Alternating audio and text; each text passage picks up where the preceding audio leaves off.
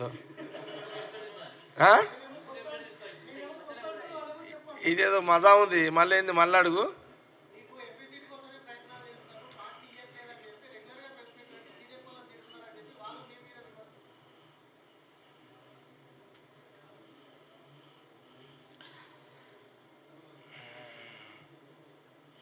కానీ మీ ప్రశ్నకు జవాబు చెప్పాలని ఉంది.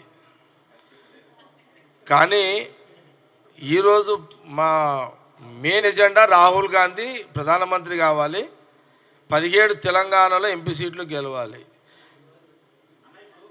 మళ్ళీ ఒకసారి అడుగు బ్రదర్. అది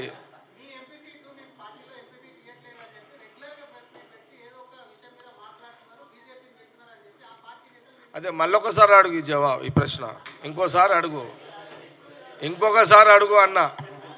ఇది దీనికి జవాబు చెప్తా నీకు, ఇంకొక రోజు అడుగు. ఇది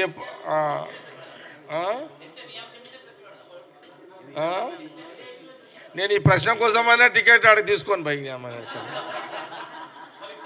నాకు వద్దు కూడా అయ్యా. ఎవరు ఆ బీజేపీ అంటున్నావు కదా, బీజేపీ లేని ప్రెస్ మీట్లు పెట్టడానికి కారణము మెదక్కు సీటు కోసము అని ప్రచారం చేస్తారు కదా. నేను మీడియా పరంగా చెప్తున్నా, నేను ఆ టికెట్ మీద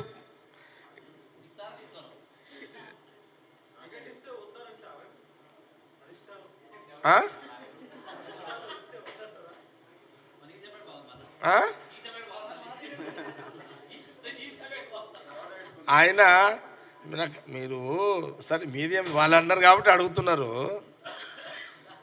ఆయనకి అడిగినోని కూడా ఇంత ఉండాలి. జగ్గారెడ్డి క్యారెక్టర్, ఇప్పుడు జగ్గారెడ్డి స్టైలే కాదు అట్లా. అది నేను నిజంగా కావాలని అనుకుంటే నేను డైరెక్ట్గా అడుగుతా కదా. ఈ డొంక తిరుగులేందుకు ఇదంతా? ఇప్పుడు నేను నిజంగా ఎంపీకి పోటీ చెయ్యాలని నాకు ఇంట్రెస్ట్ ఉంటే నేను ఫస్ట్ ఇన్ఛార్జికి చెప్తుంటే, సీఎం రేవంత్ రెడ్డి కూడా చెప్తుంటే, పోయి పిసిసి ప్రెసిడెంట్ ఆయనే కదా, ఆయనకే చెప్తా కదా. ఈ డొంక తిరుగుడు ఎందుకు? ఈ తెలివి కూడా లేదా బీజేపీ వాళ్ళకు? అరే ఏం పొలిటికల్ చేస్తున్నారా నాయన మీరు? ఈ షార్ట్ కట్లు లీడర్లు ఎక్కువైపోయారు బీజేపీలో. బీజేపీ